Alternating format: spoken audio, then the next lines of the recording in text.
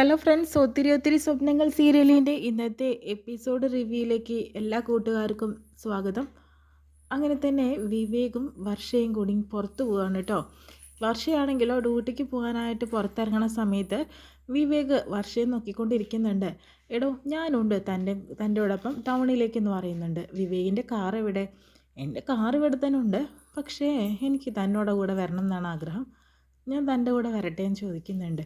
അതൊന്നും പറ്റില്ല, ഈ പുറത്തിറങ്ങി നിന്നിട്ടുണ്ടെങ്കിൽ ഓട്ടോ കിട്ടും, ഓട്ടോയിൽ കയറി അങ്ങ് പോയാൽ മതിയെന്ന് പറയുന്നുണ്ട്. അത് ഞാൻ പോകുന്നില്ല, തൻ്റെ വണ്ടിയിൽ തന്നെ ഞാൻ വരും. എനിക്കിഷ്ടമല്ല തന്നെ പുറകിൽ വെച്ച് പോകാനായിട്ട്. വേണ്ട, ഞാൻ മുന്നിലിരിക്കാം, അതിനുശേഷം താൻ പുറകിലിരുന്നോ, എന്നാലും കുഴപ്പമൊന്നുമില്ലല്ലോ. അതും പറ്റില്ല, തനിക്ക് ഹെൽമെറ്റ് ഇല്ലല്ലോ. ഹെൽമെറ്റ് വേണ്ടടോ, അതൊക്കെ ഞാൻ എങ്ങനെയെങ്കിലും അഡ്ജസ്റ്റ് ചെയ്തോളാം, താനേ എൻ്റെ കൂടെ വരണ്ടെന്ന് പറയുന്നുണ്ട്. അപ്പോഴത്തേനും വിവേക് ചാടി കയറി ഇരിക്കുന്നുണ്ട് കേട്ടോ. ഞാൻ തൻ്റെ കൂടെ തന്നെ വരും, വണ്ടി എടുക്ക്, ഇനി ഒന്നും ഓപ്ഷനില്ല. ഇതിനി ഉന്തി മറിച്ചിട്ടാലാണ് ഞാൻ പുറത്തിറങ്ങുള്ളൂ, അല്ലാതെ ഞാൻ ഇറങ്ങുന്ന ഒരു പരിപാടിയില്ല എന്ന് പറയുന്നുണ്ട്. ഇയാളെക്കൂട്ട് തോറ്റു മനുഷ്യനെന്ന് പറഞ്ഞിട്ട് വണ്ടി എടുത്ത് പോവാണ് കേട്ടോ ചെയ്യുന്നത്.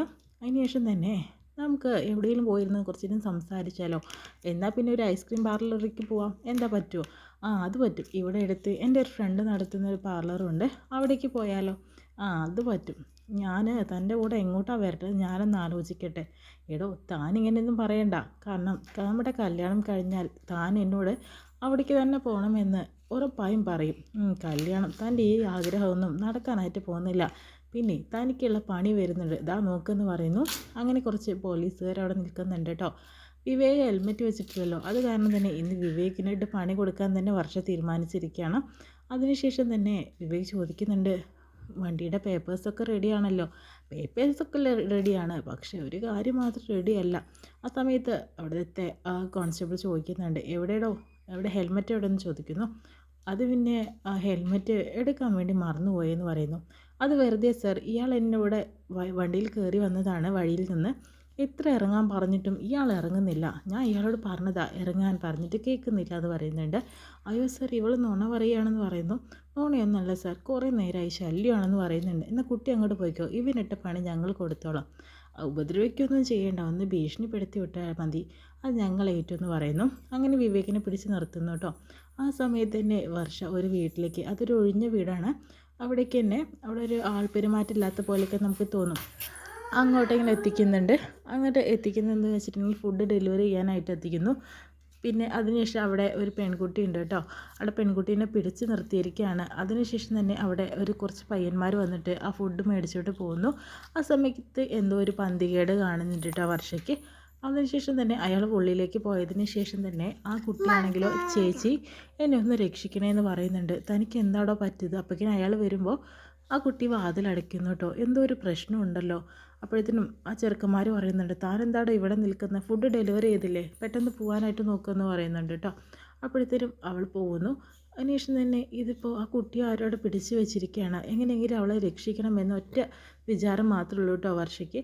ആ സമയത്ത് ആ പയ്യന്മാർ വർഷ പറഞ്ഞിട്ടൊരു പെൺകുട്ടി ഇവിടെ വന്നിട്ടുണ്ട് ഫുഡ് ഡെലിവറി ചെയ്യാൻ വേണ്ടിയിട്ട്. അവളുടെ പേര് വർഷ എന്നാണ്.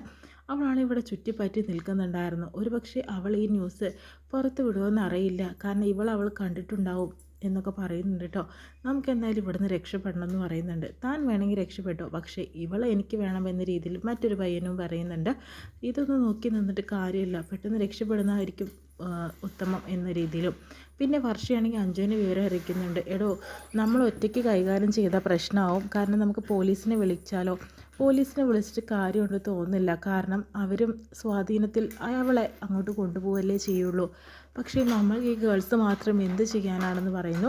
അങ്ങനെ അഭിയെ വിളിക്കുന്നുണ്ട്, അതുപോലെ ശിവയെ വിളിക്കുന്നുണ്ട്. ശിവയെ വിളിച്ച് എല്ലാവരോടും സംസാരിക്കുമ്പോഴത്തേനും എന്തായാലും നമുക്ക് നേരിടാം, പക്ഷേ ഒരു ആൺകുട്ടി നമ്മുടെ കൂടെ വേണം. അപ്പോൾ നീ വിവേകേട്ടനെയും കൂടി വിളിക്കുന്ന അഭി പറയുന്നുണ്ട്. അതൊന്നും പറ്റില്ല, അതെന്താടോ, നമുക്ക് അത് ആവശ്യമാണ്, അയാളെ വിളിച്ച് നമ്മുടെ കൂട്ടത്തിൽ കൂട്ടിയേ പറ്റുള്ളൂ. താനൊന്നും ഇങ്ങനെ ഈഗോ കാണിച്ച് നിൽക്കണ്ട ഈ സമയത്തെന്ന് പറയുന്നു. ആ കുട്ടിയെ നമുക്ക് രക്ഷിക്കണ്ടേ എന്നും പറയാട്ടോ. ആ സമയത്ത് ഈ മരങ്ങോടനെ ഇനി ഞാൻ വിളിക്കണമല്ലോ, വല്ലാത്തൊരു കഷ്ടമാണെന്ന് പറഞ്ഞിട്ട് വർഷം നോക്കുന്നു.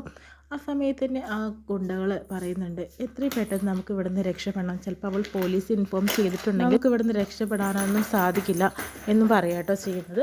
അതിനുശേഷം തന്നെ വിവേകിനെ വിളിക്കുന്നുണ്ട്. മറ്റൊരു വഴിയുമില്ല, അതുകൊണ്ട് തന്നെ വിവേകിനെ വിളിക്കാതെ രക്ഷയില്ല എന്ന് വർഷയ്ക്കറിയാം.